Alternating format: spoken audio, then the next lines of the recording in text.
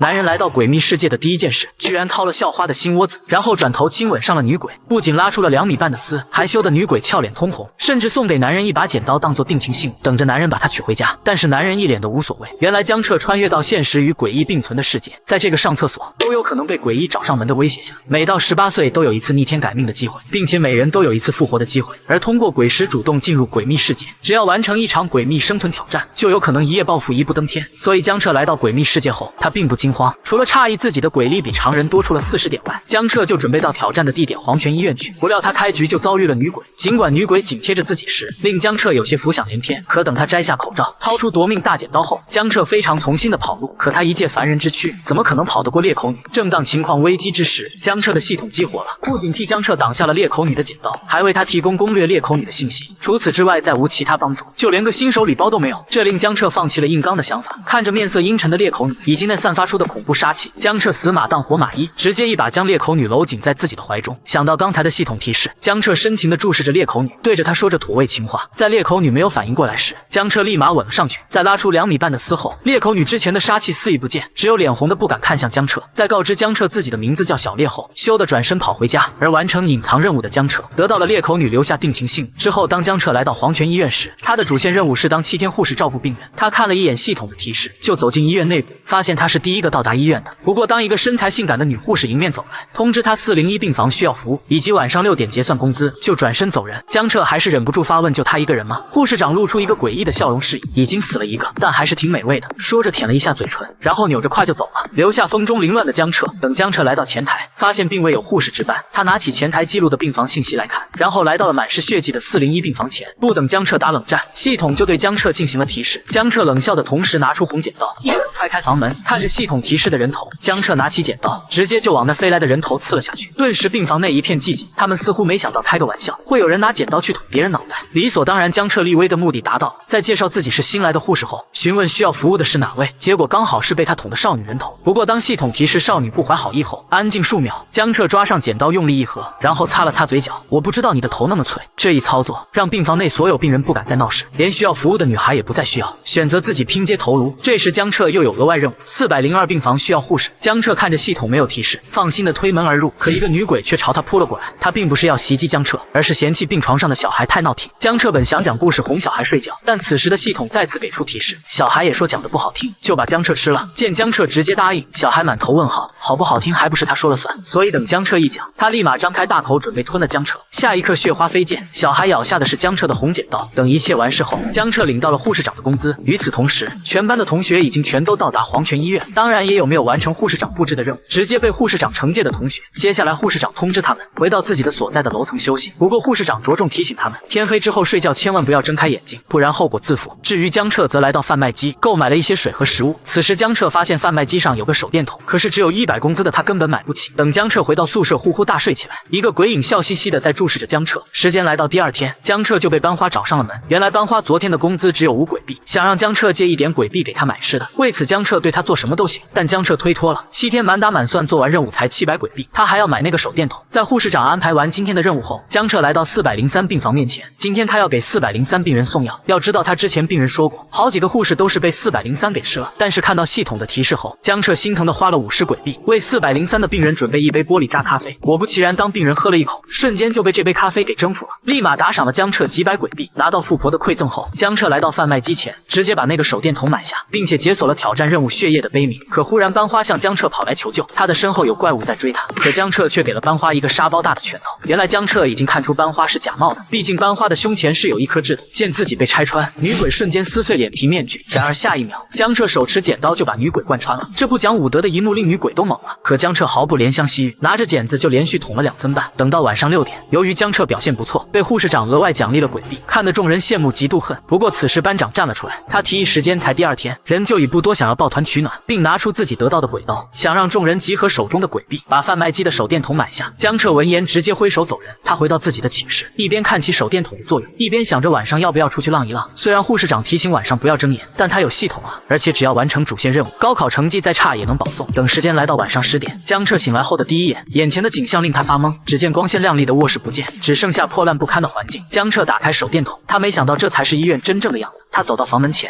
似乎听到外面有什么动静，往猫眼一瞧，一个血色眼球映入他眼帘，紧接而来的是敲门求救声。但江彻直接无视了，反正有一次复活机会，这时候贸然开门只会害了自己。片刻后，一片血水渗了进来，同时江彻的身后不知何时出现一道鬼影，江彻立马转身，并将手电筒照了过去。在光的照耀下，鬼影灰灰湮灭。可就在这时，一声声的哭泣声音传入江彻耳中，而他的挑战任务的进度显示完成了10%。要知道挑战任务完成度越高，结算时获得奖励就会越好，所以想要提升进度就要出去找那个女人。但是系统没有提示，自己出去瞎找的话，手电筒的时间怕是不够用，所以江彻选择了回到床上睡觉。等第二天，江彻给403病房送咖啡时，听见富婆抱怨昨晚的哭声让他睡不着。江彻本想开口询问，可却被富婆严重提醒不要多管闲事，不然护士长会杀了他们的。江彻便明白挑战任务怕是和护士长有什么关联，而江彻今天的任务是去8楼找404的病人。尽管江彻被他好朋友吓了一跳，但这位小胖子有求于江彻。原来胖子的队友今天去8楼，由于尿急去上了个厕所，结果居然死了。等他复活后告诉小胖子，厕所里头有人问他要什么纸，胖子的队友选择了白色。江彻看着情景再现，他没有做选择，而是直接掀桌子，一脚踹出去，然后拿出剪刀，就是对着那个鬼连捅10几分钟，最后还是鬼拿出鬼臂求放过。江彻这才不捅他了，而是询问他有没有看到404病人。得知在隔壁的女厕所，以及系统给出的提示，他直接在厕所外面寻404病人茅台喝不喝。片刻后，那是一喝一个不吱声。借此江彻询问他知不知道晚上哭声的事。老头闻言看在茅台面子上，让江彻可以去楼顶看一看。但等江彻来到楼顶后，发现只是一个普通的楼梯罢了。江彻挠了挠头，准备等晚上再来看一看。可忽然江彻发现旁边有一部手机，拿起一看，除去是山寨机外，他的任务进度居然暴涨了40%。那么看来这个山寨机就是关键线索了。就在这时，系统忽然提示江彻，当他在窥视别人秘密时，说不定别人也在盯着他。与此同时，护士长不知何时在江彻身后看着他，询问江彻在天台干什么。江彻冷静藏好手机，说自己只是出来透一透风，也是不是偷懒。他已经找到了404的病人，以防万一，江彻也做好拼命准备，反正还有一次复活机会。然而护士长只是看了江彻一眼，就让他滚蛋。但是江彻今天的工资因为天台事件只领到了5毛鬼币。再回宿舍的他，等到晚上打开手机后，发现有一个13秒的视频。江彻点开一看，令他头皮发麻的是，视频里居然是他自己。只见视频中的江彻拿出匕首往脸上一划，现实中的江彻脸上紧跟着出现伤痕。接下来视频中的江彻把匕首对准了自己的喉咙，就在要刺下去的前一秒，江彻想到手电筒的作用，立马打开对准了手机。在强光的照射下，手机诡异的黑气迅速被蒸发，江彻这才松了一口气，手机也恢复成正常，里面的视频也由13秒变成27秒。江彻拿起重新点开一看，画面有些凌乱，似乎是一个女人在挣扎，拍摄者却异常的兴奋。最终女人挣扎失败，不过江彻当看到女人嘴边的一颗痣时，已经认出她就是年轻时的护士长。由于看不清男人长相，江彻开始一帧一帧的往回看，尽管还是不知视频中的施暴者是谁，但是江彻却是注意到一个房间号。也就在这时候，耳边响起了任务提示音，他任务进度来到了60%。同时江彻准备到14楼看一看。当他来到1401病房前，忽然听到了一阵脚步声，只见一个白色的人影缓缓走来，他穿着白色的护士服，手里握着一柄血迹斑驳的匕首，可他并不是护士长。而这时江彻脚底却不知何时，一个黑气形成小孩正抱着他的大腿，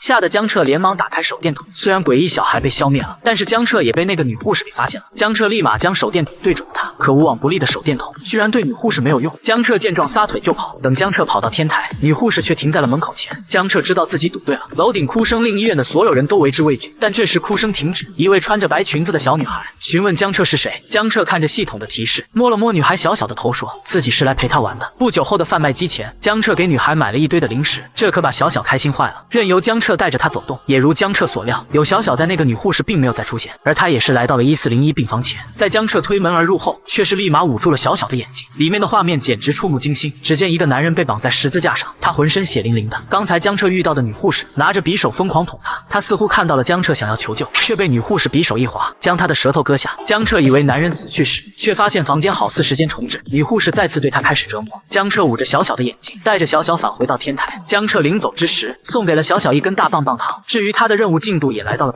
70%，只要他完成了挑战任务，就有学校奖励的100万，将他含辛茹苦养大的姐姐也能让他过上好日子。不过江彻下楼时，刚好遇到同样买了手电筒的班长。江彻明白他和自己一样解锁了挑战任务，但江彻还是建议他别去14楼。班长闻言可不听劝，对此江彻也无所谓。等来到第二天，有人破大房，因为他们今天的任务是给病人打针，这对于他们来说根本就不可能完成。他们不知道为什么 F 级难度变成1级，就说隔壁校花叶青瑶所在的班级同样是1级任务，但校花可是和诡异签订契约的，可还是死了13个人，所以现在不少人选择了退出。这时江彻看到班长居然活着回来了，不过接下来的话话，令江彻有些意外。原来班长在昨晚被那个女护士捅死，已经用过一次复活机会，同样的班花和小胖子一样用过，这让江彻很意外。没了复活机会，再不退出死了就真的死了。班花咬着牙龈，只有完成主线任务才有机会进清大，所以他要么上清大，要么上清理。不过打针这个任务，对于已经和病人混熟的江彻来说，还是简简单单的，甚至他还可以使唤病人去给那些不听话的病人打针，看得班长那叫一个目瞪口呆。原来班长自认为自己完不成打针任务，所以请求江彻的帮助，为此弯腰90度对之前自己的所作所为道歉，还付出他所知道的1401病房所有的线索。之后江彻跟着班长所知道的情报，准备到护士长休息的负4层看一看，只不过却遇到了几个从太平间跑出来玩的病人，其中有缺失脑袋的，有缺失下半身的，或者干脆在脖子上长出一张嘴的。别看他们吵吵闹闹的，其实所有人都想把江彻吃了。然而江彻早就洞悉一切，趁着他们打闹的不经意间，就已经走人来到太平间。等他进入后，经过系统的提示，发现太平间里都是他死去的同学。这时江彻发现桌子上有一本笔记，他拿起打开一看，似乎是一位小护士的日记本。从中描写的文字来看，作为护士的他乐在其中，也由衷的希望自己能继承老师的衣钵。只不过令江彻疑惑的是，为什么老师照片被涂鸦？接下来的日记也告诉了江彻答案，他的老师似乎做出了什么令人难以接受的事。从最后一篇日记述说，不难看出小护士已经彻底绝望。当江彻沉默地合上日记，他的任务进度直接来到了最后的99%。与此同时，血红的警告弹出，告知所有人他们的模式变更成为噩梦模式。天黑之后，50年前的杀人魔将会再次出现。在所有人面露惊恐之时，反而江彻脸上露出兴奋之色。他的血色悲鸣的挑战任务也变更成为了最终的救赎。江彻还没来得及查看，护士长不知何时又出现在他的身后。见状，江彻撒腿就跑。但让江彻疑惑的是，护士长并没有拦截他。反观最后的留在医院的3人，也是和江彻会合。班花一脸担忧询问江彻怎么应对噩梦模式的挑战任务。江彻闻言提议他们还是退出的好，毕竟他们的复活机会已经用过了。可班长拒绝了，他想要这次噩梦模式的任务奖励，并且对之前抢鬼币之事道歉，承诺活着回去一定会补偿他们。但小胖子人间清醒，觉得自己会拖后腿，立马选择了退出。而剩下的2人选择抱江彻的大腿，却殊不知50年前的杀人魔正是这位护士长。时间1分1秒的来到凌晨12点，在江彻他们紧张的等待中，护士长来到这个病房前，勒令他们开门。江彻他们当然不为所动，护士长顿时就怒了，只见他身上忽然长出倒刺，洁白的玉手也变成鬼爪，然后轻轻一划，门扉瞬间破碎。再见到护士长拿着匕首缓缓走来，班长站了出来，大喊江彻他们快走，他留下来阻拦护士长。班花本有些犹豫，但是听到班长的坚持，本要迈开步伐和江彻一起离开，可下一刻他的双脚直接被班长砍断，而班长也毫不犹豫地抛下班花，头也不回地飞快逃跑。班花顿时人都傻了，之前那些话算什么？都是假的吗？江彻此时也发现了不对，对着班花大喊不要墨迹，快一点选择退出。班花闻言这才回过神来，但是来不及了，护士长已经对班花下毒手。江彻见状知道自己救不了，咬着牙狂奔而逃。等江彻追上班长后，班长率先出声表示人不为己天诛地灭。他初中的时候他爸得了癌症，他妈妈一得知就跑了，他的爷爷被气死，他变卖了所有家产都不够医疗费，所以为了救他的爸爸，这次挑战就是他唯一的机会。江彻听了没什么表情，告诉班长不用告诉他这些事。不过江彻还是说了一句，之前班花和我说过你的家事，请求我能帮助你的话，尽力帮你一把。说完，江彻来到天台上，小小一看到江彻就扑到江彻怀里询问是来找他玩的吗？班长正疑惑天台怎么会有个小女孩，可此时护士长已经追到了天台，而他散发的气息却是地级诡异才有的，这让江彻明白硬碰硬根本不是护士长的对手，所以任务所描述的救赎就很重要。他看向护士长示意，反正已经逃不了，不如听他说一个故事。曾经有一个女孩，她聪明善良勤劳务实，最大的愿望就是成为一名护士长，来帮助更多的人。在她的努力下，她终于转正成为了一名正规护士，虽然很累，但她乐此不疲，收获了许多病人的喜爱。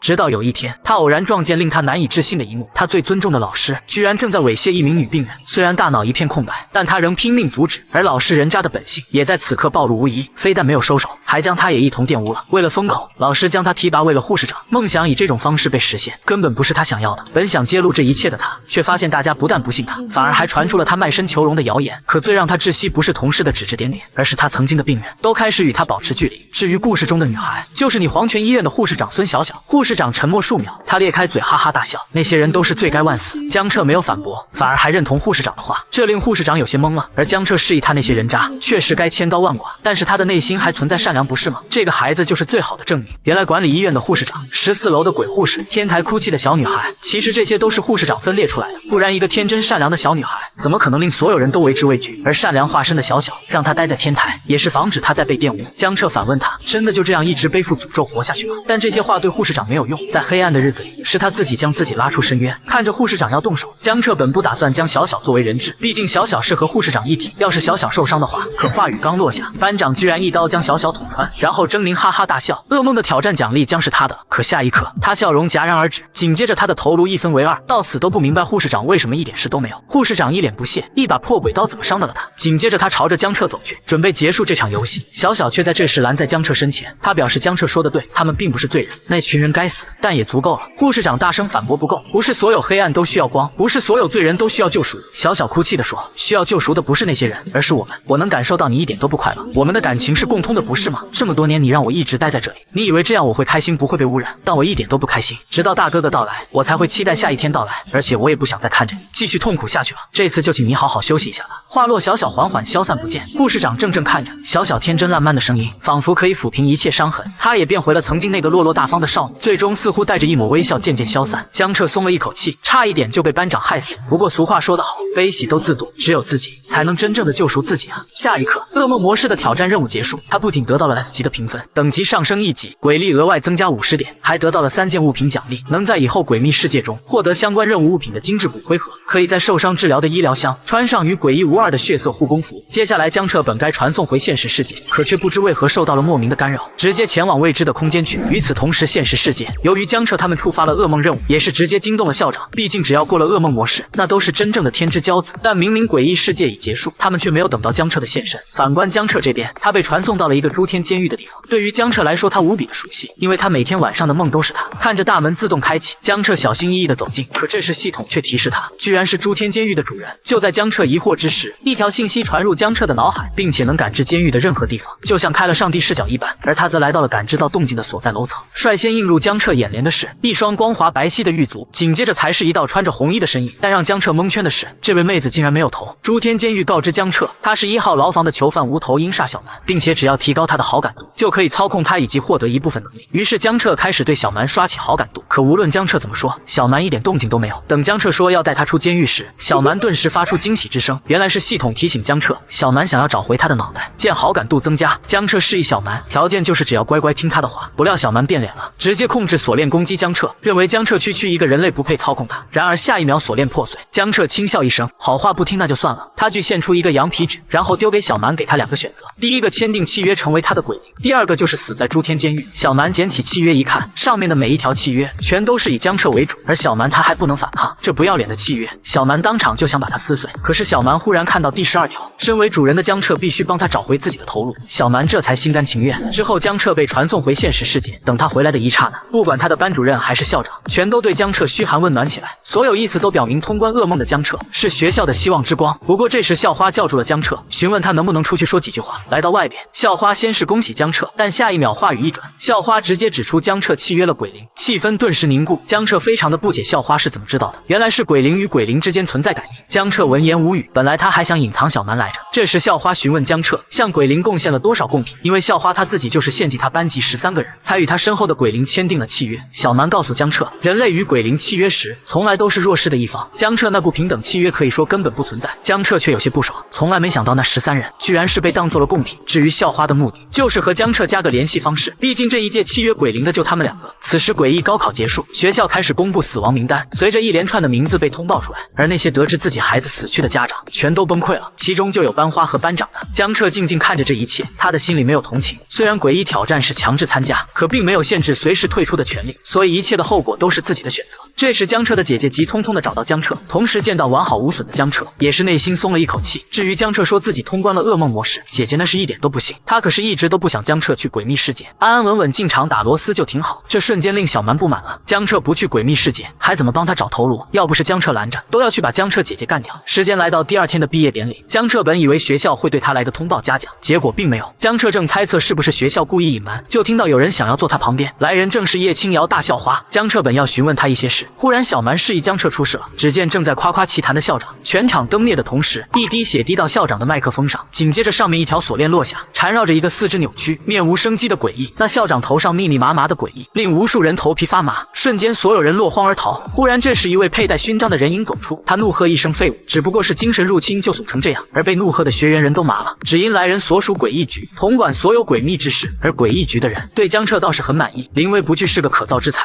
校花此时神情也跟着凝重起来，因为往年也会有大学在招生时故意弄出动静来测试大家的反应，以此来推断学生的成绩是否属实。但诡局作为国家机关，这还是第一次出现在一个高校毕业典礼上。此时小蛮询问江彻要不要他去消那个诡异局的人，他们体内不过是地级诡异，打他们就跟打弟弟一样。江彻可不想去踩缝纫机，立马就是拒绝了。这时诡异局的大叔开始他的演讲。诡历121年9月23日，山城一小区的3214名住户一夜之间全部消失，而他们的人皮却被做成衣服挂在自家阳台上。诡历122年3月13日，魔都著名的游乐场小丑碎尸事件，直接造成144名人员死亡，等等一系列的惨案，都表明他们能进入诡秘世界，诡秘也能来到现实世界。大叔质问他们，真的想自己无法反抗被诡秘杀害吗？而他此次前来的目的很简单，就是在进行一场诡秘挑战，不过不是强制性的，想离开的可以离开，至于选择参加的人，只要完成主线任务，可以直接保送清大、京大，甚至表现出色的人还能加入诡异局作为预备成员。但这些奖励并不能吸引怕死之人，选择留下的人全部被传送到了诡秘世界里。他们此次的主线任务是参加穗谷高校的期末考试，在5天时间里，前2天并不能退出，而他们则以转校生来到这里。班主任示意他们来个自我介绍，率先上场的是这位菠菜头同学，他学哥哥来了个自我介绍，喜欢唱跳 rap， 吃鸡玩了2年半。本以为这个介绍很完美，随着下一秒，班主任直接把菠菜头打爆了。这时系统对江彻进行提示，班主任已经厌倦了一成不变，他现在喜欢有趣的同学。于是江彻开始了他的社交牛逼症，他开始调动全班的氛围，伴随江彻衣服一件一件脱落，本随意附和的同学们在江彻上衣全脱了时，全都齐齐被江彻调动起来。江彻正要把裤子也脱了时，班主任连忙出来阻止，他可不想被校长追着看。最后轮到了校花，他一上来就把班主任头按进讲台桌，他介绍自己曾经3岁时就拳打南山敬老院，脚踢北海幼儿园。班主任拔出自己的头，很欣赏叶青瑶，然后示意复活的菠菜头再介绍一次自己。菠菜头憋了半天，憋出一句自己喜欢吃粑粑。之后来到晚饭时间，所有人吃的不是眼珠子，就是断手断脚。校花他们当然吃不下，可江彻却听到了一个令他兴奋的消息，那就是他们的宿舍居然是男女混住。江彻感动坏了，没想到诡秘世界还有这种福利。不过这时管理员突然现身提醒江彻，在晚上9点熄灯后千万不能乱跑，其次就是就宿舍禁止入内。说完临走之时，他告诉江彻，虽然是男女混住，但万万不能令女生有小生命。系统也提示了江彻，宿舍可是布满摄像头。不过这时江彻注意到舍友留下的小纸条，原来是怕江彻吃不惯食堂，特意为江彻留了一些零食。小蛮这时示意江彻，区一个 F 级就装神弄鬼的，要不要他去把这人弄出来？尽管江彻不懂小蛮是怎么知道对方是 F 级的，但还是委婉的拒绝，他可不想失去这张饭票。接下来江彻看着自己的信息界面，现在鬼力越高，那些静物发挥出来的力量就越大，身体素质也会跟着提升。可是诡秘的种类繁多，有时候掌握机制比拥有实力更加重要。所以江彻打开上次的奖励，分别获得了蝴蝶发夹写真杂志、黑色水笔以及特批通行证。江彻认为有可爱妹子当室友，不需要这本写真杂志。小蛮这时拿着通行证，想出校门外面逛一逛，看能不能找到她漂亮脑袋的线索。江彻表示没问题，但是先要把正事干了。时间来到凌晨，江彻偷摸着从宿舍走出，不料校花的突然出现吓了江彻一跳。原来校花不知道用什么手段把指导员处理好了，询问江彻要不要和他一起去旧宿舍看看。小蛮想让江彻拒绝，他觉得校花不怀好意，可江彻却是直接就答应下来，这可把小蛮气坏了。江彻当然知道校花有问题，但是解锁挑战任务的线索8成就藏在旧宿舍那里。在江彻他们来到旧宿舍后，这里到处充斥着破败不堪，他们也没有分头行动，毕竟在恐怖片中不都是一分头行动就出事吗？在接下来的探索中，江彻越发觉得校花接近自己目的不纯，可与其保持距离，倒不如凑近一点，看看校花到底在谋划什么。很快在2人的探索之中，来到了最后的6层楼。一来到这，小蛮就提醒江彻，这个楼层有很大的问题，因为这里实在是太干净了。此时江彻他们来到最后一间教室门前，但就在这时，一声响铃响彻在江彻2人耳中，本来昏暗的走廊瞬间变成血红色，而江彻他们打开的教室齐齐紧闭。校花按到一声不好，丢下江彻立马跑路。江彻的反应慢了一拍，造成的结果就是整条走廊充斥着黑色鬼手。小蛮立即实体化挡在江彻身前，并告诉江彻，因为不是在诸天监狱中，他不能在外面实体化太久，所以在他抵抗的期间，让江彻快一点逃跑。下一秒，无数的鬼手朝着江彻袭来，可江彻非但不逃，还拉着小蛮直接跑进了614教室。小蛮正气愤江彻辜负他的好意，但江彻却愣愣地看向前方，原来他们的面前不知道何时站着一位少女，一声声歌谣从少女嘴边唱出。江彻2人静静聆听着，下一刻少女缓缓转身，她的眼中布满了泪水，从歌声中能听出少女的意难平。而系统的提示也让江彻有些意味不明。不过门外砸门声令江彻不能再思索下去，他抓起那位妹子本想带她一起离开，可少女却变成蝴蝶飞散开来，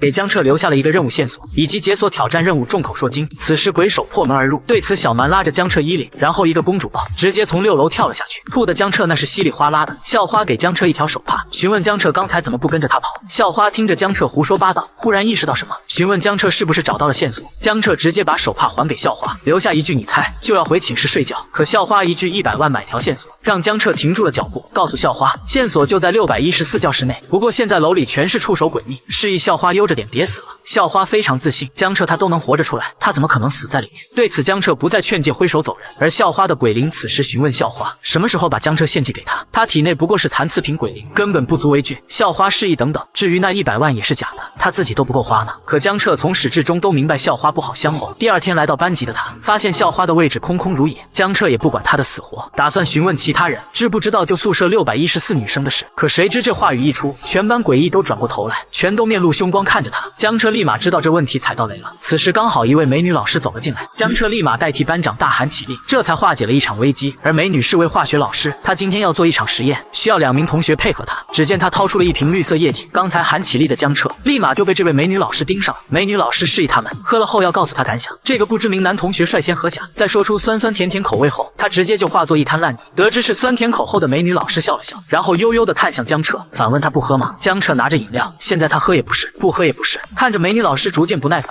江彻立马用无数优美的语言开始夸起他手中的饮料，认为这瓶自带体香的饮料给他喝就是浪费，随即就是抓过一位替死鬼，然后把饮料灌进他的嘴里。美女老师对于江彻的夸奖非常满意，逃过一劫的江彻松了一口气。等到午餐时间，大家都饿得前胸贴后背，毕竟诡异吃的东西他们实在是下不了口，有些人打算2天过后就退出诡秘世界。这时校花叶青瑶忽然出现，她一上来就找上了江彻，说是认可江彻的实力，想要和他展开深度合作。小蛮现身提醒江彻，他能感受到叶青瑶还有他体内的鬼灵，对江彻充满了恶意，让江彻一定要远离叶青瑶。于是江彻开始了他的胡说八道，这次叶青瑶再给100万，江彻都是选择装傻，这可把校花大人给气坏了。等江彻离开后，小蛮对于江彻听进他的劝解，他此时非常的开心，并提议去学校外边逛逛。而江彻则看着小蛮的好感度，见到距离50点好感度已经不远，江彻答应了小蛮的请求，他还挺期待能抽到什么能力，哪怕离开任务场景会失去复活机会。但是江彻却是真的傻眼了，让他有信心的在外探索的底牌还是那件穿上与诡异无二的血色护工服，但是却没人告诉他护工服居然是女装。江彻不管笑翻天的小蛮，因为让他尴尬的是遇到了熟人，没错，这位骑着机车的美女正是江彻之前一嘴之亲的裂口女。小烈怔怔看着江彻，询问他性取向是变了吗？之后小烈带着江彻去兜风，江彻在车上尴尬的想啊想，只能尽力的去找话题，并对之前自己擅自亲他之事道歉。谁知这话一出，小烈立马刹住车，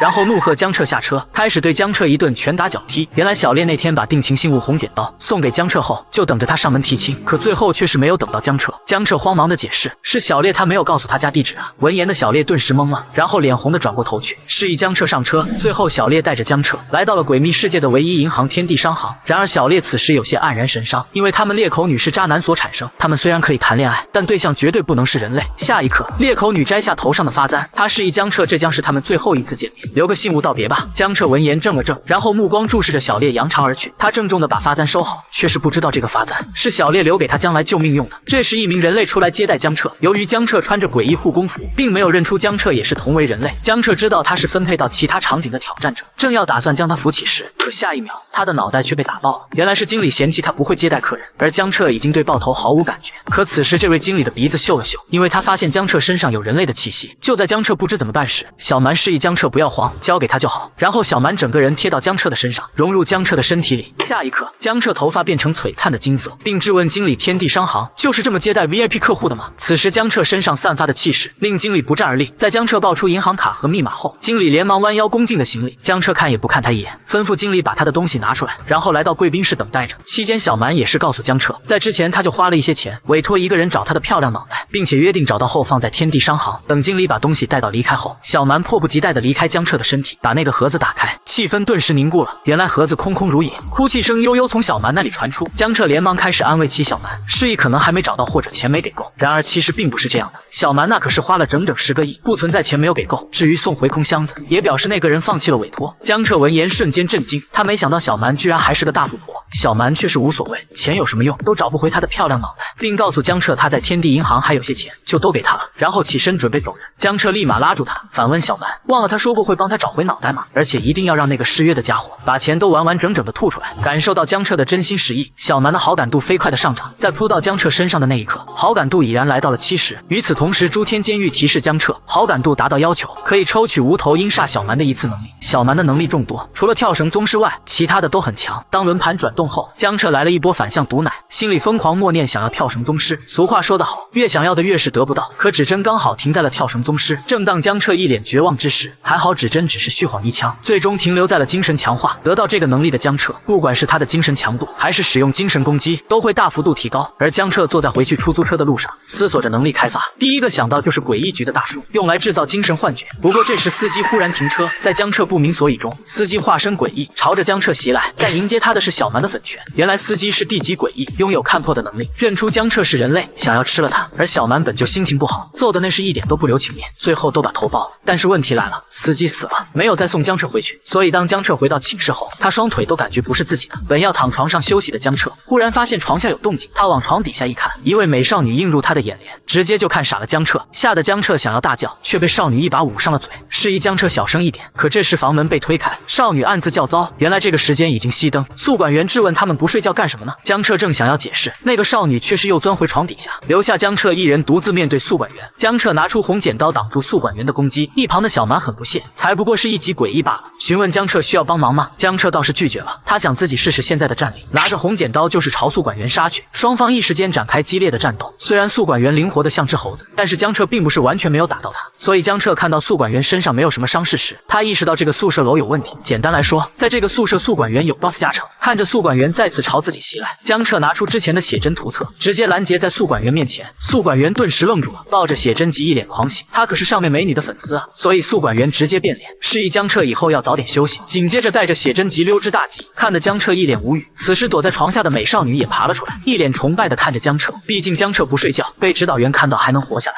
他是第一个。江彻有些发懵的反问，只要不被宿管员看到就没事吗？从少女嘴中得知真的是。江彻想要骂人，都是什么逻辑啊？那干脆夜不归宿不是更好？忽然系统提示江彻，眼前的美少女居然是旧宿舍6楼614女生的妹妹，也就是说她的室友是关键的线索。于是江彻打着刚才保护她的感情牌，想要询问女孩一些事，女孩却表示除了614，其他都可以回答。然而江彻可不会放弃，他开始一本正经的胡说八道，编排自己高大上的身份。他所行所事都是为了拯救陷入无边痛苦的女孩。这位美少女哪经历过人类的 PUA， 看着江彻那一脸的真诚，双马尾少女有些相信江彻所说。她沉默数秒后，最终告诉江彻，想要帮助她姐姐的话，就去旧宿舍的6楼女厕所看一看，到时就什么都明白了。下一秒，女孩从被窝里翻了翻，找出一个洋娃娃给江彻。女孩告诉江彻，一定要收好洋娃娃，并且她的3个同学熄灯后都去了那栋旧宿舍。江彻闻言有些惊讶，看来不管是校花还是其他3个人都没有想象那么简单。随即江彻取出医疗箱，将自己之前与宿舍长战斗所受的伤稍微治疗一番。小蛮有些关心江彻伤势，结果江彻太过直男，气得小蛮都想和江彻解除契约。不过这时江彻脑海一阵刺痛，像是被针扎了一样。小蛮告诉江彻，他是遇到了精神入侵，那些诡秘通过精神力影响，可以把精神意志弱的人拉入另一个空间。上次他们在6楼所遇的鬼手，其实就是被精神入侵了，并且也会造成实质性伤害。当时如果不跳楼，那些鬼手是能把他们撕成碎片的。说到这，小蛮倒是好奇起江彻精神力怎么变强了，毕竟他不知道江彻能抽取他能力的事。不过这时江彻手中的洋娃娃居然活了，他跳下江彻的怀中，来到了6楼的女厕所面前。江彻走近一看，就听见厕所旁边传来喘息声。江彻听了听，然后直接就是一脚踹了进去。只见那位菠菜头同学双手抱头，大喊着不要杀他，并且不管是他的手还是他的脚都断了，而且他精神出现了异常，完全不认识江彻。小蛮示意江彻可能是被吓疯了，江彻直接掏出医疗箱，拿出其中一个针头，就为菠菜头同学打了一针。这一针效果拔群，菠菜头同学立马恢复了过来。看到江彻的一刹那，就像见到再生父母一般，对着江彻拼命感谢，明白是江彻救了他。在之后交谈下，原来这位菠菜头是想富贵险中求，毕竟他12点后就能退出了。接下来他告知江彻，厕所旁边有着很危险的东西，还有一定要小心另外2位同学，他们都不是什么好人。说完，菠菜头就直接退出出了诡秘世界。男人在厕所里发现了2个死婴，可他们不仅能发出哭声，而且还长出牙齿咬向布娃娃。这也是江彻所没想到的。更让他无奈的是，当他按菠菜头同学所说找到这2个死婴时，仿佛触发了什么机关，就宿舍楼中的数百只诡异全都死死盯着自己。而他们不攻击江彻的原因，还是他美女室友送他的洋娃娃。这些诡异正是害怕他。此时只见那个洋娃娃一脸温情地抚摸着那2个死婴，却没想到死婴非但不领情，还张开大口撕咬着洋娃娃。与此同时，一声声议论声传进江彻的耳朵中，所有人口中都在谈论一个名为祝小月的女生。原来这个叫祝小月的女孩在高中时期怀孕了，然后被她的同学所得知，一时间流言蜚语传遍整个学校，无数的恶毒言语也随之而来。江彻上去割下其中一个诡异的舌头，发现祝小月的关键男朋友的名字居然被抹去，无从得知。此时的江彻也终于明白挑战的任务为什么叫做众口说经，因为祝小月的死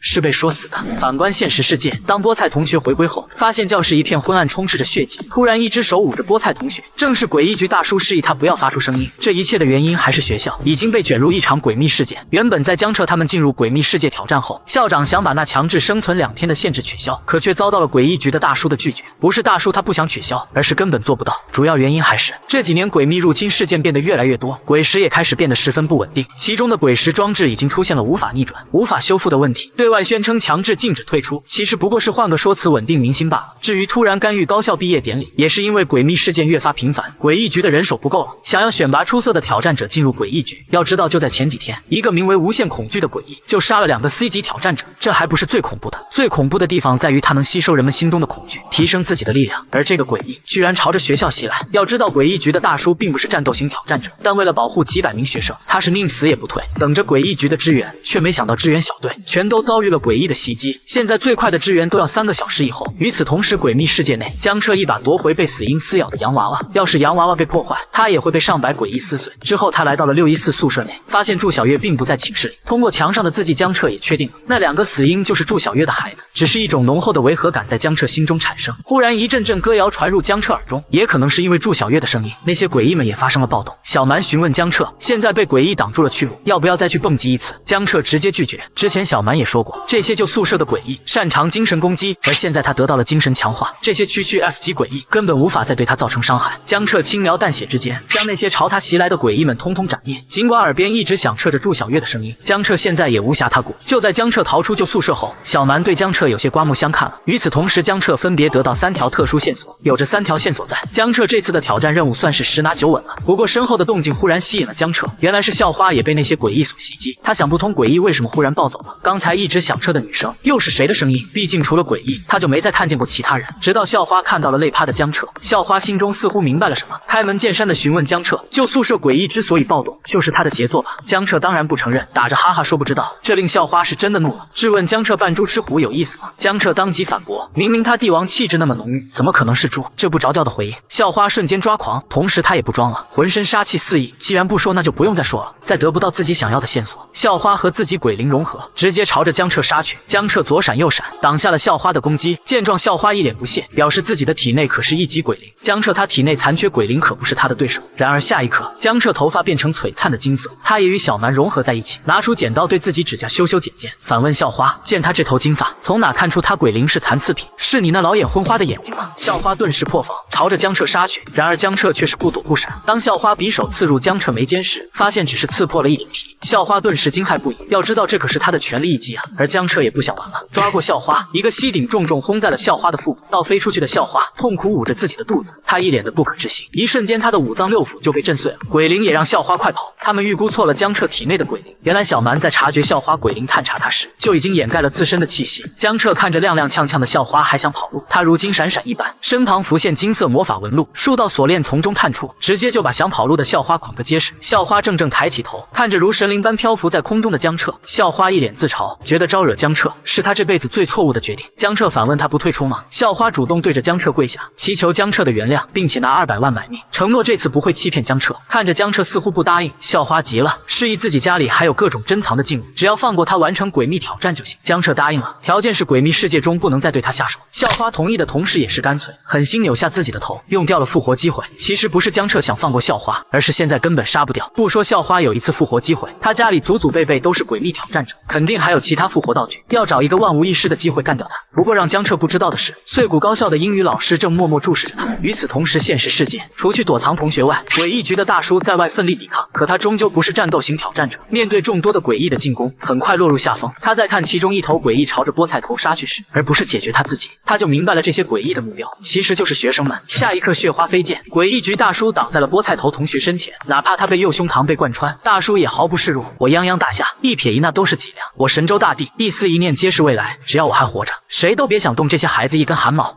或许被大叔的热血宣言所感染，但小的菠菜头拿起身旁的鬼刀，毫不犹豫地朝着诡异杀去。反观诡异世界，一道广播声响起，原来期末考试临近，校长想要组织一场课外活动，请各位老师和同学前往体育场集合。在前往体育场途中，江彻见到校花和剩余的一位同学。校花告诉江彻，昨晚另一个同学死了。江彻反问是死还是退出了，可并没有得到准确的消息。江彻心中冷笑，这演技要不是听菠菜头所说，他还真就信了。到达体育场后，校长宣布接下来的活动内容叫猫和老鼠，由3位老师当做猫，学生扮演老鼠，时间直到下午放学，同时期末考试也将安排在明天。不过校长这时提醒众人，老鼠被猫抓到的话，可是会被吃掉的。江彻有些惊讶，本来7天挑战时间还剩3天，如果明天就考试，此次的任务挑战岂不是1天后就结束了？听到其他同学也议论纷纷，江彻明白其他人对这次活动也是毫不知情，那就表明有人想要阻止任务继续进行下去。此时此刻，所有人纷纷往外走出，准备找个地方藏起来，可江彻却停留在了原地。原来是江彻在查看系统给出的提示，在看到此次活动是古老师提出的，江彻有些疑惑，因为他从始至终都没见过这位老师。当躲藏时间过去后，老师们纷纷寻找起学生来，而江彻就躲在平时上课的教室，认为最危险的地方就最安全。可下一秒，班主任诡异地笑起来，他拿着电锯缓缓来到讲台桌前，然后就是直接砍了下去。顿时一声惨叫响起，原来是有着和江彻同样想法的学生。见到班主任走后，江彻松了一口气。不过此时挑战任务主线很清晰了，祝小月怀上了某个人的孩子，遭受同学们的议论，然后他在旧宿舍楼厕所里生下了一对双胞胎，并且亲手杀死了自己的孩子。最终在同学的流言蜚语下，发狂的他诅咒了这所学校，导致所有的鬼秘都不敢再提及此事。所以挑战任务叫众口说经，触发的线索叫做意难平。江彻很不爽，又是拿到渣男的剧本，只不过那浓厚的违和感却在江彻心中一直消散不去。本压下心底准备前去上厕所的他，却意外得到了4楼废弃教室的提示。然后当他从厕所出来后，就发现校花一路跟随自己，校花开门见山的想要合作，对此江彻并没有拒绝。等两人一同来到4楼教室前，江彻意外的发现校花居然知道这个教室是旧宿舍614女孩所在的班级。校花一脸得意，示意是宿管员告诉他，这个学校有2个地方绝对不能去，一个是废弃宿舍楼，另一个就是4楼的406教室。江彻闻言一脸气愤，拿了他写真，竟然什么也不说。在江彻打开教室的门后，江彻看着系统的提示，没有想太多，直接走了进去，却发现教室里坐满了同学，他们并没有去参加校长布置的活动。此时讲台上的老师示意他们都坐回自己的位置上去，校花乖巧地答应下来。江彻正疑惑，小蛮就告诉他，校花已经被精神控制了，而江彻所看到的画面其实也是幻境，只不过江彻精神力强大，所以才没被控制。这时江彻也在倒数第2排靠窗的位置，发现了任务目标祝小月。接下来在江彻默默接受安排中，他意外发现老师提出什么问题，祝小月都会积极站起身回答。江彻心中有了猜测，这次挑战任务主题或许就是师生恋。然而古老师这时发难了，所有同学又变成诡异看向他们。江彻拿出剪刀随意斩灭，而在诡异们扑向校花时，校花忽然解除了精神控制，将扑向他的诡异通通斩灭，然后来到江彻的身旁，示意一起逃出去再想办法。古老师冷笑一声，那散发的气息令江彻两人心中一凛，竟然是地级诡异。江彻正要呼唤小蛮解决，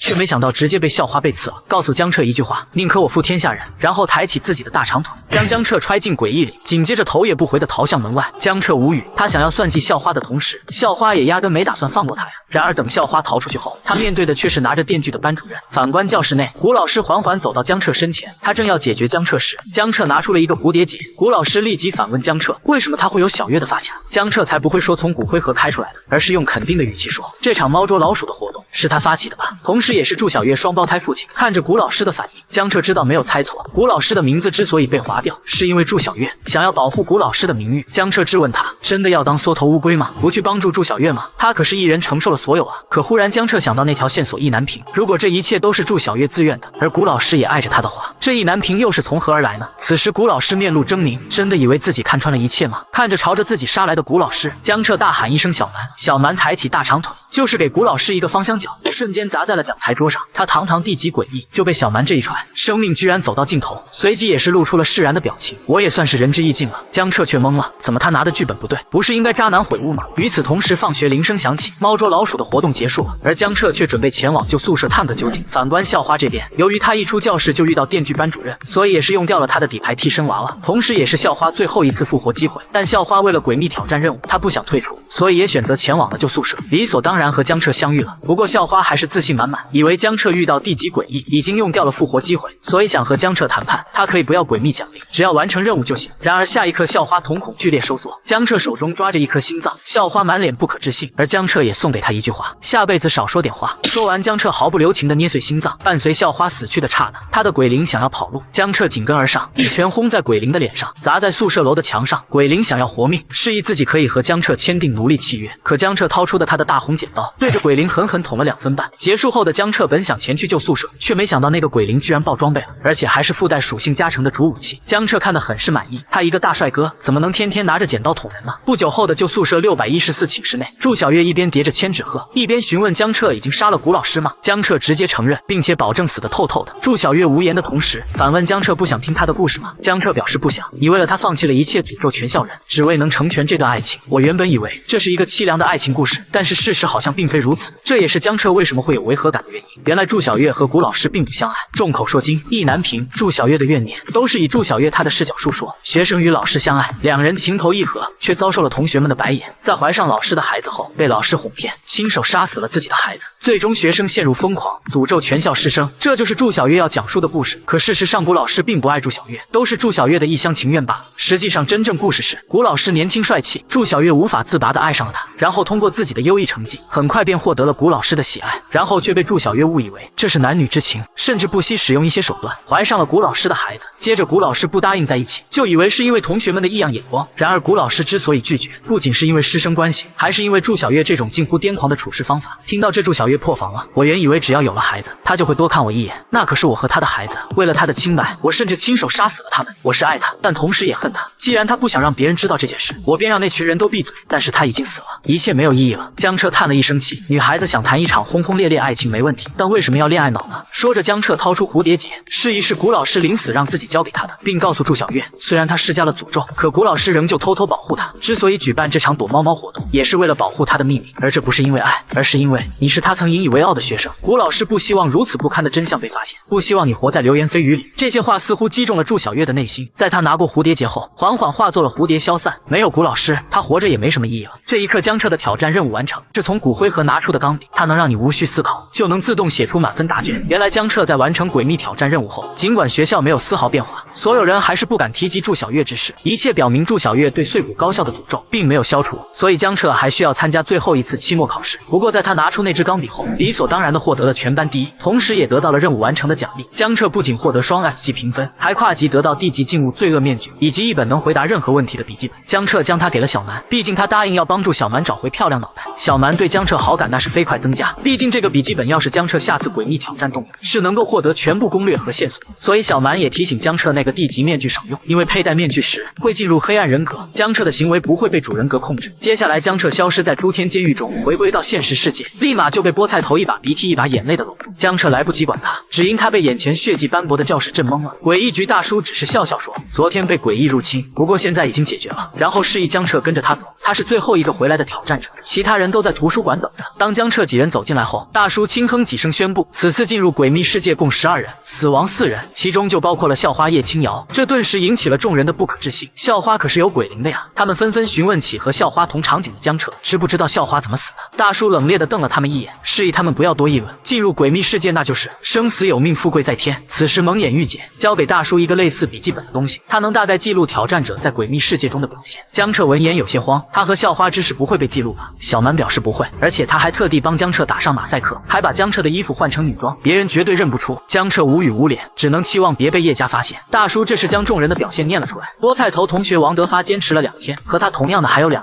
其他人坚持了3天，完成主线任务获得D级评价，其中白毛诸葛也完成了挑战任务，获得了 A 级评价。白毛顿时开始嘚瑟不已，甚至还让众人给他介绍对象。可当念出江彻的评分是 SS 级时，场面安静数秒，然后所有人齐齐张大嘴巴看向江彻，就连白毛诸葛也都不再嘚瑟。但这时图书馆的门被暴力踹开，大声质问是谁杀了他的女儿。这位宛若黑社会老大人物，正是叶青瑶的父亲叶长青，他无比确定杀了他女儿之人就在这几个挑战者中，甚至叶长青直接与自己鬼灵融合，然后对着江彻他们动手。这时一柄长戟刺下，将血手消除。蒙眼玉姐质问叶长青要干什么，叶长青顿时破大防，他女儿瑶瑶死了，当然是报仇。几人连忙否认，他们鬼力连20都不到，怎么可能是有鬼灵叶青瑶的对手？除了160点鬼力的江彻，而小蛮告诉江彻，叶长青体内鬼灵在 C 级，以他现在的实力正面硬刚不过的。不过好在有大叔在，这场闹剧并没有持续多久。叶家就算是天青市的3大诡秘家族之一，也不敢和所属官方的诡异局叫板，带着怨念不甘走人。在城际登录完毕，江彻几人也可以个回个家个找妈，同时也提醒江彻他们，明天可以去诡异局领取额外奖励的50万以及1枚鬼戒。听到这个，众人无不兴奋不已。不说50万，就单单鬼戒就价值100万，因为鬼戒是一种镶嵌着鬼石的戒指，能够随时进入诡秘世界。忽然江彻一怔，原来是江彻的姐姐来接他了，其中的担忧缓缓换下，然后就是教训起江彻来。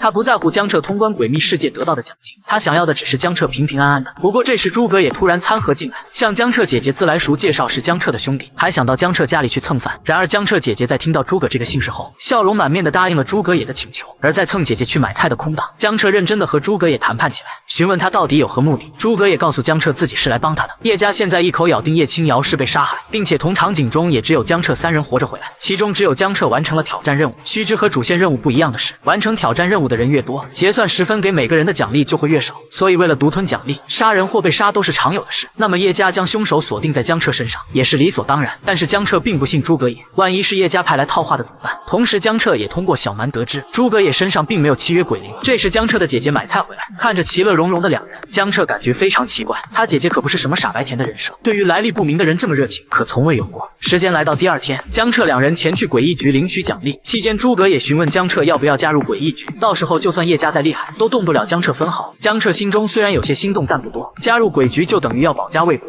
是这个世界的逆行者，他们守护在万人面前，是顶天立地的巨人，他们很伟大很光荣。可对江彻来说，守护世界这件事有点夸张了，他只想进入诡秘世界提升自己实力，然后保护想保护的人罢了。男人的姐姐被鬼秘抓住，直接丢下万丈高楼，摔得粉身碎骨。原本在江彻前往诡异局的路上，忽然撞见叶家的人正在对他的同学杨子阳盘问些什么，结果他们的注视被叶家保镖察觉，他向江彻走来，介绍自己叫谢不柔，叶家家主请他到叶家一趟。江彻心里清楚他是叶家之人，表面上却以陌生人邀请拒绝，再加上一旁诸葛也附和，说不定是诈骗犯什么的，把他们骗去嘎腰子，然后直接当街大喊绑架了，引起吃瓜群众的围观，再趁乱拉着江彻飞快的跑路。等他们跑到诡异局后，诸葛也还向着江彻邀功，气得江彻给了他一拳，就这么跑了，他的嫌疑不是更大了吗？这时一道人影被丢了出来，然后大喊自己不加入诡异局，可结果却被一枪爆头。看着他的死状，江彻2人心中一凛，而动手的蒙眼玉姐示意他们跟着他去领取奖金，似乎看出江彻2人的害怕。蒙眼玉姐告诉不用担心，刚才那人不过是妨碍公务罢了，我们诡异局从不强迫人加入。一边走的同时，让江彻他们把卡号报出来，等领取到鬼戒后，蒙眼玉姐提醒江彻2人，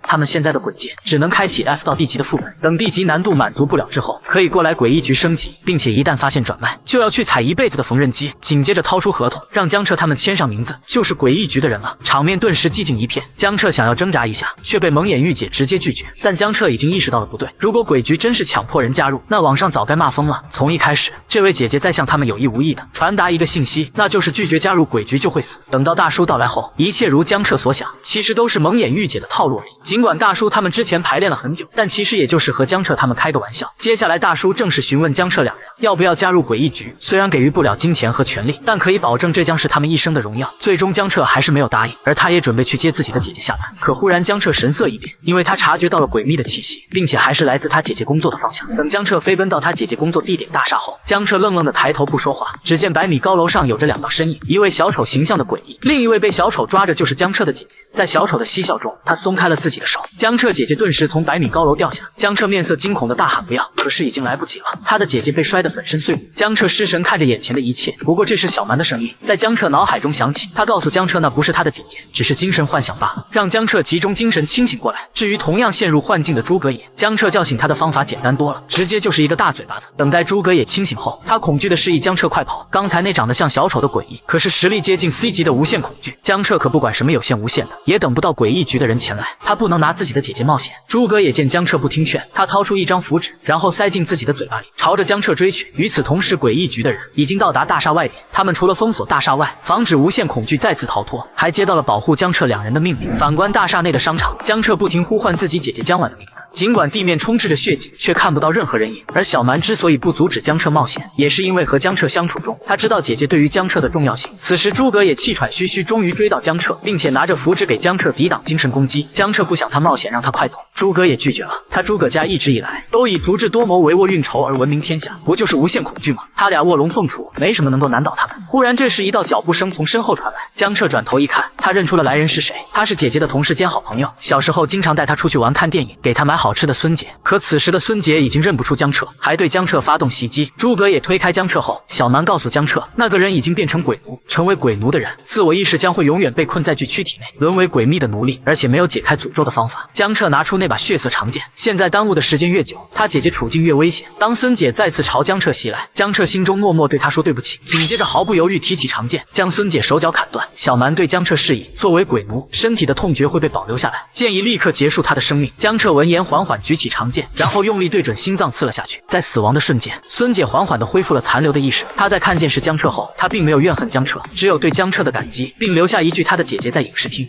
是吸收无限恐惧成长的小丑 Joker， 却没想到他遇见了活阎王，他的菊花被狠狠地刺穿。就在江彻得知自己姐姐在影视厅后，他让诸葛也在外边守着，以防他姐姐万一出来，可以带着他离开。诸葛也本不同意江彻一人去冒险，但江彻那坚定的语气，诸葛也只能选择遵守。与此同时，商场大厦外边由封魂箱组成的空间结界封锁了整栋大厦，可由于空间不够稳固，诡异局等人只能再等待5分钟才能进入。虽然很担心江彻他们，但是还是相信江彻是禁忌鬼灵契约者的身份。商场内，江彻一间影视厅的寻找都没找到他姐姐的身影。忽然这时大荧幕亮起，小丑和江彻打了一个招呼，只是小丑那满脸的蛆虫让江彻恶心不已。可忽然小丑给江彻表演一个变脸，明显就是江彻姐姐的样子。江彻瞳孔居然收缩，小蛮连忙呼唤江彻冷静，这些都是幻觉，不要上了小丑的当，他的姐姐一定还活着。经过小蛮的提醒，江彻瞬间冷静下来，然后一拳打碎了那个大荧幕。他小时候就喜欢玩鬼抓人的游戏，无论何时姐姐都能马上找到他，而这次就是他来找到姐姐了。与此同时，商场外边虽然不是所有人都化作了鬼奴，但其中意识也被控制了，阻挡了诡异局大叔他们的前进。大叔打算自己留下阻挡，让蒙眼玉姐去寻找江彻他们，务必不能让他们出事。而另一边的9号影视厅，这里坐着一大群观众，其中就有江彻的姐姐。由于江彻没上套，令小丑非常的不满，于是他把目光放到一对母子身上，想要把那个小孩变成鬼奴。母爱是伟大的，他想自己代替他的儿子。然而这母爱根本感动不了小丑，反而更加令他兴奋。他在随意斩断母亲抱着孩子的手后，缓缓朝着那个小孩靠近。可就在这时，影视厅的大门被踹开，江彻面露凶光的走了进来。小丑见状嬉笑一声，然后他的身躯化作龙卷风，朝着江彻袭击而去。他无所谓江彻的躲开，反而想让江彻和他玩一个游戏。同时在影视厅内部，一位身穿黑袍男子忽然现身，江彻姐姐连忙挡在那对母子身前，可忽然黑袍男子却保证接下来任何人都不会受伤，然后开始向大众解释什么是诡秘挑战者，什么是普通的人类。他表示挑战者可以优先享受到这个世界的一切，享受到各样的特权优待，但最底层的人连简单的生存都无法被满足，而他也是普通人之一。他亲眼看到他的姐姐被3个所谓的 A 级挑战者凌辱折磨，可最后他们连一丝惩罚都没有，就因为他们是挑战者。都说诡秘世界是一个腐烂的世界，却从来不提他们的世界有多么肮脏，所以黑袍男子想揭露挑战者们的嘴脸。和江彻玩的游戏就是极限2选1，第一就是杀死影视厅所有人，没有恐惧来源的小丑力量就会无限衰落，届时江彻不仅可以带着姐姐安全离开，还能杀死小丑得到诡异局的嘉奖，也不会追究江彻杀人过失。而第二就是江彻代替所有人去死，用他一人的命换回所有人的性命，这一波道德绑架下来，所有人群情激愤，想要江彻去死。黑袍男本以为自己目的达到，可这时江婉站了出来，对着众人大喊不要上套。他同意人性经不起推敲，可也不能一棒子打死所有人。诡异局为了守护百姓付出了多少，都是众所周知，保护弱者从来不是他们的义务。下一刻，江婉掏出小刀，无比坚定，想要用它来威胁自己弟弟，那么他也会毫不犹豫的自杀。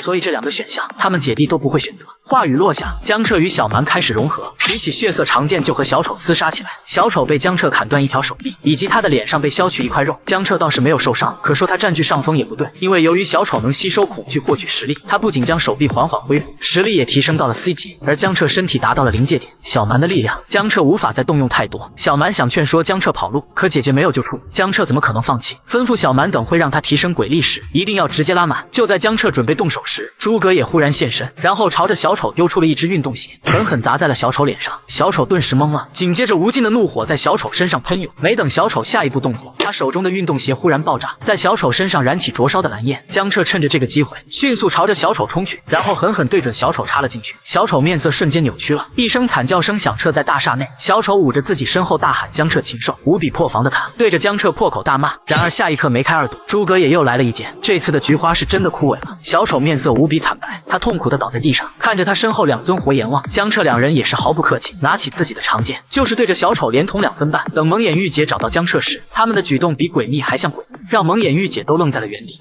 是一只拥有肌肉的鸭子，可它却是小孩的玩具。就在江彻解决无限恐惧小丑后，因为强行提升鬼力，在医院躺了3天才醒来。这时诡异局大叔他们来探望江彻，他向江彻介绍身旁黑发男子是他们的3033小队队长严以彬。江彻不等他说话，就示意自己不会加入诡异局，却得知严以彬是来给自己奖金的。江彻瞬间变脸表示100万多了不说，少了不要。接下来江彻询问他们这次遭遇的光明会是什么东西。在严以彬解释下，原来光明会是个邪教组织，常常引起诡秘入侵事件，扰乱世界秩序。而这次江彻姐姐遇到的那位，便是光明会24执事中的第16喜虚空。在此次事件中，总共出现2位执事，至于另外1人则被严以彬牵制着，并且他们都是冲着江彻来的，准确的说是江彻体内的鬼灵。与此同时，江彻病房外，江婉将一切听在耳中，不免对他弟弟露出担忧之色。病房内，江彻听到他们可以保护自己家人，以及阻拦江家的窥视，反问代价是什么？加入诡异局吗？让江彻不知道是叶家为了复仇，已经主动加入了光明会，并且请求16喜来抓他的姐姐江婉，为此做什么都行。16喜答应了，不过他们的计划在关键之中，不能出现任何差池。等时机成熟，他的女儿复仇轻而易举。而严以彬却是微微摇头。这个世界上有无数的人想要加入鬼局，但经过层层筛选后，能进入鬼局的人少之又少。他们那么想加入诡异局，是因为鬼局会提供一种特殊的禁物，用来保护家人。严以彬这时递给江彻一张报名表，明天有一场针对诡异局资格选拔的诡秘挑战，选不选择参加在江彻手上。话落出来时，刚好撞见了江彻姐姐，顿时让江婉有些尴尬。严以彬微微点头，就带着几人离去。其实加不加入诡异局，不过是严以彬一句话的事，而那保护加入的禁物也都是严以彬自掏腰包买的，所以刚才所说的一切不过是为了套路江彻罢了。江彻明显上套，在见自己姐姐没有阻止后，江彻更加的心动。其实江婉也明白了，自己弟弟终究还是会踏上爸爸妈妈的道路。来到第2天的诡异局，江彻两人如约而至。蒙眼玉姐询问他们什么段位，江彻、诸葛也分别表示最强王者跟荣耀黄金。蒙眼玉姐直接给2人一个拳头，她问的是鬼力。对此江彻两人都选择保密。蒙眼玉姐非常无奈，也不再过问，而是提醒他们参与这次挑战不再是学生主体，也就是说什么样的人都有，甚至是杀人犯。不久后的一片密林内，江彻已然进入新的诡秘挑战。至于粘在自己身上的诸葛也，江彻一脚把他踹飞，不然其他人都要误以为他性取向有问题。而这时主线任务和挑战任务居然全部公布，没等江彻吃惊，就有人喊着自己做过这个模拟训练。话语一出，无数人朝着他蜂拥而去，拥戴他成为这次众人的小队长。诸葛也询问江彻，那人是天卷者，要不要跟着他躺平？而所谓的天卷者，就是面对海量挑战，精确来到了自己擅长实景模拟过的副本。江彻不屑，直接询问小蛮是岭村背景。然而小蛮这个富家大小姐根本不知道这个鸟不拉屎的地方。江彻无奈的同时询问小蛮用之前的笔记本问出脑袋的下落了吗？小蛮有些支支吾吾起来，原来是小蛮搞砸了。他问自己脑袋在诡秘世界什么地方，结果得到回答是不在诡秘世界中。要是不加诡秘世界，反而能得到答案。不过也确定了小蛮脑袋在现实世界。与此同时，江彻家中，江婉也看到江彻留给他的信。不过这时屋外门铃响起，当江婉开门后，一个老头自称是清大校长。没等他说完，另一个老头挤进来说自己是金大校长。他们除去互相争吵外，都纷纷和江婉套起近乎，其目的自然也不用说，是来拉江彻进入他们的学校，甚至都开出非常惊人的待遇。期间还差一点打了起来，但是江彻要进入什么学校，江婉表示自己做不了主。好在严以彬到来，让江婉不至于压力山大。看着3人的争吵，江婉已经彻底明白自家弟弟的优秀，毕竟不是谁都能让金大，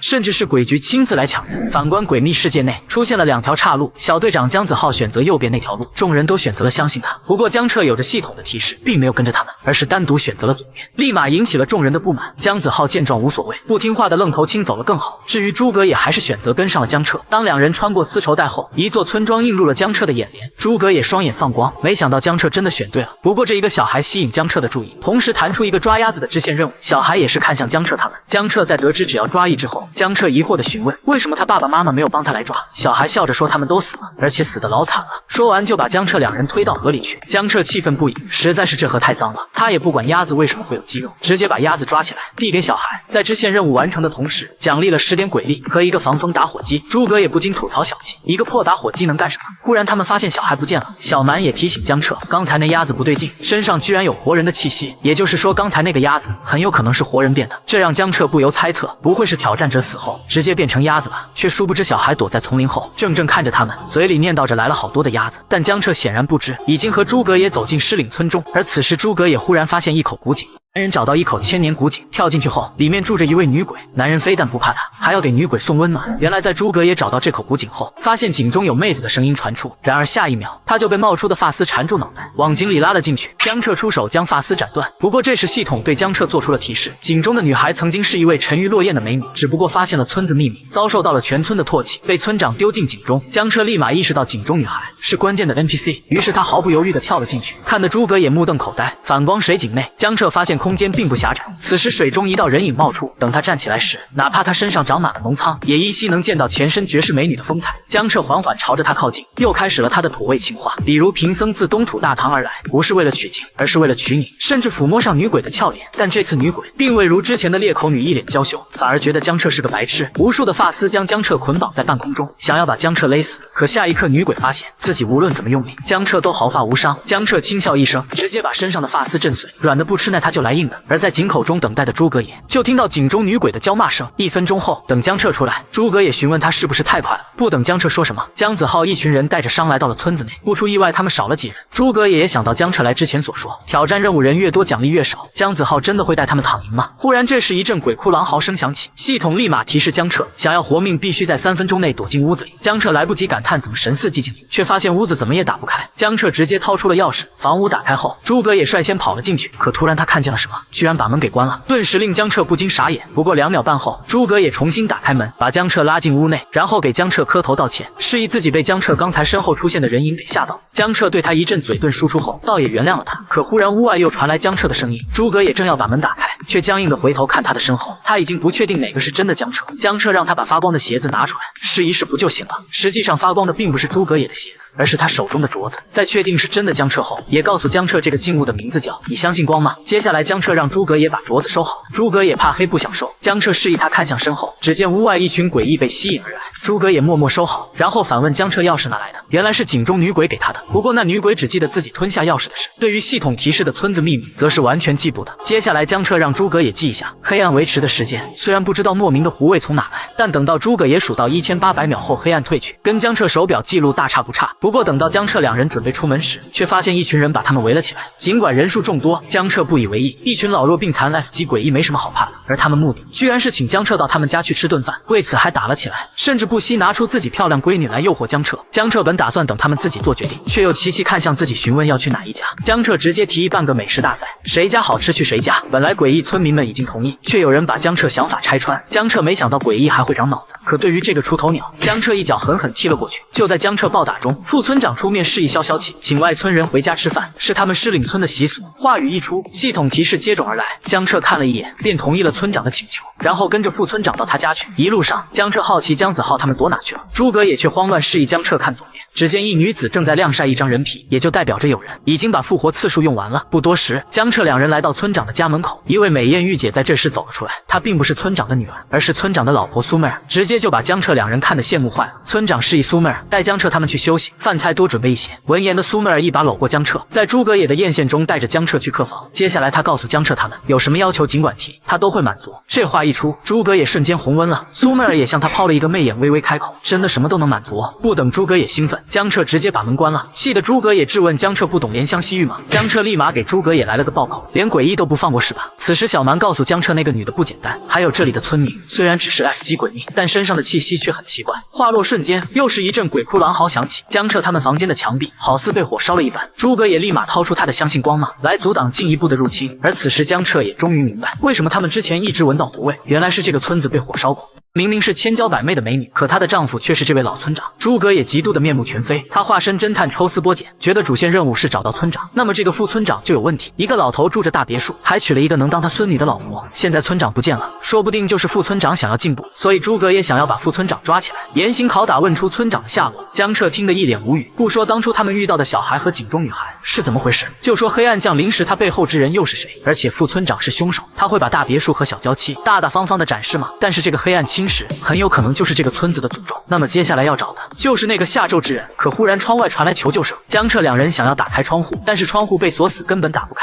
小蛮也提醒江彻别作死，外面的东西他应付不来。与此同时，他们客房被打开，子。一位被烧得面目全非的苏妹儿喊江彻他们下楼吃饭去。江彻两人顿时看懵了。等来到楼下，屋内全是一片焦炭。被烧焦的副村长示意江彻他们赶紧坐下来吃饭。江彻示意不用的同时，也确定副村长不是凶手，只是屋内的温度太高，让江彻的皮肤一阵刺痛。毕竟人体长时间待在40度以上的环境中，容易引起热痉挛甚至热衰竭。现在屋内少说有50度。尽管夫妻俩一直催促江彻上桌吃饭，江彻想拒绝又不知怎么开口。在现在这个火灾中，他们的力量是无敌的，哪怕水是弱点。可问题是江彻根本找不到。此时见江彻两人迟迟不上桌，这位被烧焦的苏妹儿暴怒了，认为江彻嫌弃他做的菜，就是朝着江彻扑去，却被江彻的打火机挡下了脚步，然后退缩到角落里瑟瑟发抖。这也让江彻确定，正因为是葬身火海，所以他们对火焰也充满了忌惮。不过诸葛也抢过江彻的打火机，然后去对着苏妹儿开始恐吓。而江彻看着扑来的村长，他一拳朝村长脸上打过去。江彻敢动手，还是因为屋内温度开始下降，黑暗降临马上就要结束了。江彻拿着血色长剑刺向副村长脖子旁，询问他黑暗降临是怎么回事，为什么全村被烧了？是有人故意放火吗？看得副村长一问三不知。江彻残忍一笑。2分半后，黑暗降临结束，屋内恢复成原来样子。烧焦的苏美人同样如此，而江彻也结束了他的拷问。有着系统的提示，江彻确定副村长是真的什么也不知道。饭后结束，苏妹儿又毫不避讳地贴上江彻，暗示江彻晚上就睡他隔壁。副村长睡得很死，然而江彻不为所动，直接把门关了。看得诸葛也内心一阵羡慕，所以他提议想去调查那个女的。江彻去调查副村长，诸葛也的算盘都要打在江彻脸上了，他直接表示不用，那个副村长没什么问题，然后示意诸葛也等晚上再说。在晚上11点，江彻醒来的同时，把诸葛也叫起来，然后朝着隔壁走去。美艳娇妻早已等待多时，让他们一个一个来。当诸葛也独自进入没多久，江彻就听见他传来的求救声。江彻立马推门而入，就见到诸葛也满脸是血的想逃跑。苏妹儿抓着他不放，看得江彻一阵无语，也看到了系统的提示，苏妹儿长期得不到关爱，心里早已扭曲了。见状，江彻掏出血色长剑，一剑刺穿了苏妹儿。苏妹儿非但不生气，还一脸娇羞看着江彻。紧接着江彻又给了他一巴掌，同样苏美人一点都不生气。时间一直持续了一整晚，苏美人也告诉了江彻答案。村长之前去了山里就再也没回来了。就当两人准备前往后山，却刚好遇到了姜子浩。他也是想和江彻合作一番，但江彻并不给他面子。不说小蛮提醒江彻，姜子浩身上有鲜血的气息，就单单是跟着姜子浩的挑战者越来越少，江彻也不想和他合作。可其他人还是对姜子浩深信不疑，面对江彻的拒绝而感到气愤。然而江彻本不想再答应，却是没想到姜子浩居然知道村长去了后山这条线索，所以江彻也就跟着他一同前往。不过心中也在默默盘算着，在诡秘挑战中，最大受益人当然是领头者，而成为领头人最好的办法就是自称天眷者。可姜子浩不断给自己塑造老好人的形象，甚至连线索都能拿出来共享，要么他是傻子，要么他就是另有所图。然而这时诸葛也表示，要不直接放火烧山，说不定村长就会直接跑出来。江彻觉得很行，可姜子浩急了，以他们说不定也会被烧死的理由拒绝了。就在这时，他脚下踩中了什么东西，只见一具尸体出现在众人眼里，而且不仅仅只是一具。与此同时，所有人接收到提示，解锁隐藏地点乱葬岗。江彻正疑惑尸体怎么都是缺胳膊少腿的，小蛮提醒江彻尸体有问题，他们似乎并没有死去。突然警报声响起，这意味着黑暗又要降临，可是却没有屋子给他们躲藏。姜子浩这时掏出一根火柴示意那些家伙怕火，只要待在他身边就行。然而诸葛也察觉到了不对，有着系统的提示，诸葛也的第六感是对的，村子里的村民确实是被火烧死，所以才怕火。可乱葬岗这些家伙根本不是被火烧死的，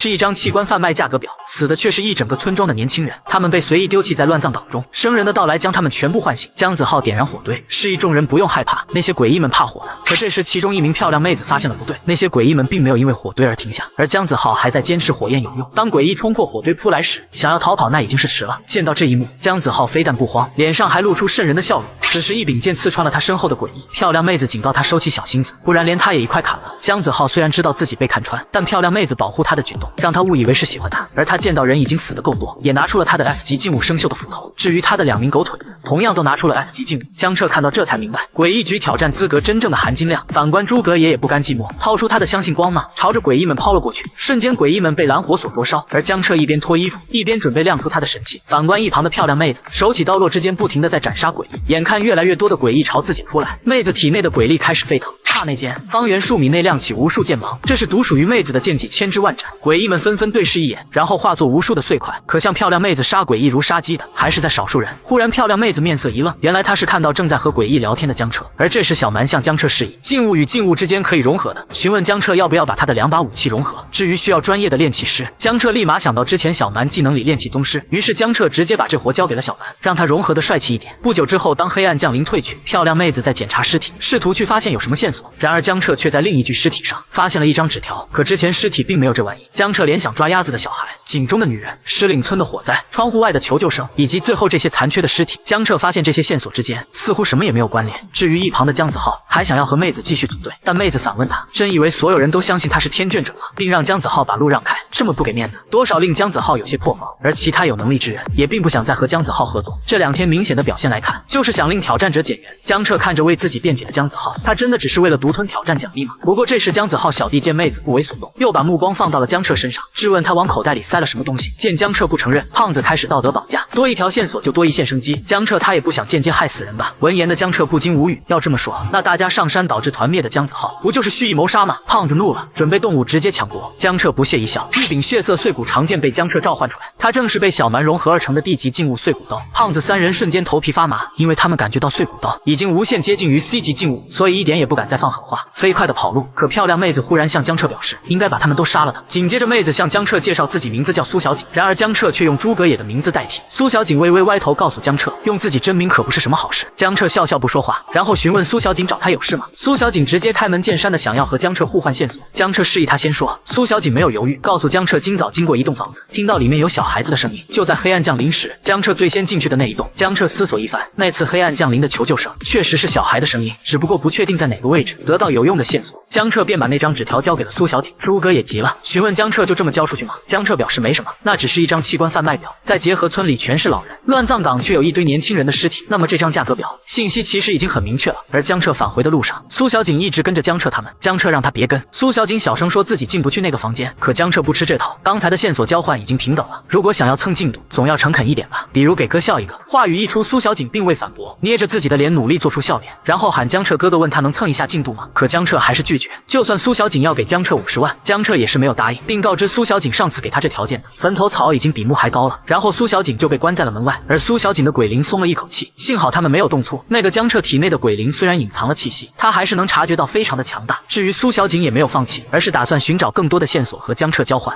是一家医院的美艳护士长，可明明已死去的她，却又重新出现在男孩面前，想要带男孩去看病。原来江彻在无视漂亮妹子后，他来到了之前躲藏的屋子内，不过并没见到什么小孩，但他还是愿意相信苏小锦所说。可时间1分1秒的过去，来到了下午2点半，还是一点动静都没有。江彻不禁怀疑是不是要等到晚上才能触发机制。就在这时，厕所忽然传来声音，江彻2人一打开帘子，就看见一只手从马桶里伸出，紧接着一个头接着冒了出来。小孩哥在看到江彻后，立马让他拉自己一把。江彻很是抗拒，但之后还是一连拉了4个小孩哥，而小孩哥也很相信江彻，因为能进到这屋里，绝对是周阿姨介绍过来的。至于所谓的周阿姨，就是那个井中女孩。然而接下来，小孩哥忽然向江彻他们邀请玩个游戏，并介绍自己名字叫大狗，旁边的则是2狗、3狗、4狗，然后询问江彻他们叫什么。江彻看着名字越难听越好养活的系统提示，让诸葛也跟自己叫江狗和野狗，都带狗的名字很快引起小孩哥的好感。所以在面对江彻询问玩什么游戏时，也是很直接的告诉江彻玩剧本杀。江彻接过剧本的同时，他明白里面绝对藏着关键线索，可是剧本里什么也没有写。小孩哥告诉江彻，他们扮演的角色很简单，所以连剧本也没有。片刻后，一个啤酒瓶摔在地上，代表着剧本杀正式开始。由大狗饰演父亲，江彻2人饰演他们的儿女，2狗饰演母亲，2人发生激烈的争吵，剧情很现实很狗血，只不过情绪激动的母亲最后直接打架炸了，在爆炸中母亲也因此去世，父亲忏悔不已。接下来剧情中，由于村长的到来，江彻他们被推进小房间中，不过江彻还是通过门缝偷偷看起小孩哥他们的剧本。剧情演绎中，尽管母亲是自己炸死自己，但是父亲也是有一定责任，所以4狗饰演的村长可以安排父亲去城里避一避风头。父亲很感激村长，可忽然剧情突变，父亲毫无防备时被一个针头扎进了脖子，由3狗饰演的不明医生下手。村长对此并不意外。接下来父亲被带到一个手术室里，身上的器官被摘下，不明医生让村长结账，并且要求涨价，一颗心脏才25万太少了，村长没有拒绝涨价要求。接下来父亲被扔进乱葬岗后，医生给出了新的价格表，但村长发现价格并没有变化，医生示意自己拿错了，可就在翻找途中，医生偷偷拿出背包的里的匕首，趁着村长不注意就把村长杀了，并且把村长的头砍了下来。看到这，江彻完全明白了，乱葬岗的无头尸体就是村长。村长同这个来历不明的家伙摘取村中年轻人的器官进行贩卖，最终却被同伙杀害。可江彻当时遇到那具无头尸体，并没有提示完成寻找村长的主线任务，看来光找到部分尸体还不够，得把村长脑袋也找回来。可就在这时，警报声再次响起，黑暗降临，令所有场景全部恢复原状。小孩哥们是一天黑了，他们必须要回去，不然弟弟妹妹要担心。说完便全部钻进马桶里消失不见。江彻看得很疑惑，村里的年轻人被杀害，只剩下一群老年人。可孩子们又去了哪里呢？所以江彻打算等黑暗降临结束，再出去找一找线索。当江彻他们出门时，发现苏小景早已等待多时，他立马向江彻表示有新的线索交换。江彻本想随便敷衍一下，却没想到苏小景说有80%的把握直接完成主线任务。看着江彻的不幸，苏小景急切的示意自己没骗人，可以现在立马带他们过去，不过前提是要帮助他完成挑战任务。江彻只是模棱两可的说考虑一下，但苏小景却是直接答应下来。诸葛也悄悄询问江彻，苏小景到底是怎么确定的？随之悄悄话被苏小景听去，他也大方告诉江彻他们，在之前另外一个挑战中听说过狮岭村，里面有条线索说明狮岭村村长尸首分离，而根据他得到的消息，村长的头就在他的家中。闻言的江彻倒也理解，诡秘世界消息本来就是互通的。忽然苏小景停下脚步，神色变得紧张无比，只因他察觉到地级以上的诡异到来。话落，一双黑丝长腿迈出，一位熟悉御姐映入江彻的眼帘，而她正是黄泉医院的护士长孙小小。江彻震惊的大呼，怎么可能？护士长瞬间贴近江彻反问，为什么不可能呢？片刻后的村长家中，护士长解答了江彻的疑惑，其实他那时确实没有死，只是善念与恶念重新融合在了一起，现在的他才是真正的他。为此他也是很感谢江彻，让他得到了救赎。不过接下来的交谈中，江彻得知了明天有一场热闹的铜庙祭祀，以及黄泉医院器官紧缺，被院长派来狮岭村收购器官。当然护士长也明白江彻在对他套话，但护士长也不在意，毕竟江彻帮助过他，并有意告诉江彻，副村长的儿子曾经学过医，摘取器官的事以往都是他来负责。江彻麻了，他可从不知道副村长还有儿子。等交谈完毕后，护士长临走之时示意江彻，如果有货可以来联系他。江彻无视了诸葛野的套近乎，无非又是看到美艳的护士长内心躁动。他在把村长的头扔给苏小景后，便打算前往狮岭村。可就在这时，姜子浩一行人找上门来，想要一起完成主线任务。然而苏小景直接拒绝，主线任务完成的人越多，就越影响整体评分，这可把姜子浩整得破防，口中污言秽语大骂苏小景。苏小景让江彻帮他拿一下村长的头。刹那间，苏小景一个闪身来到姜子浩身后，随着他缓缓合刀，姜子浩的脑袋也随之分离。江彻看得无比惊讶，本以为是鬼灵的力量，可小蛮告诉江彻，那是他自身的实力，这令江彻不禁怀疑苏小景是不是地级挑战者。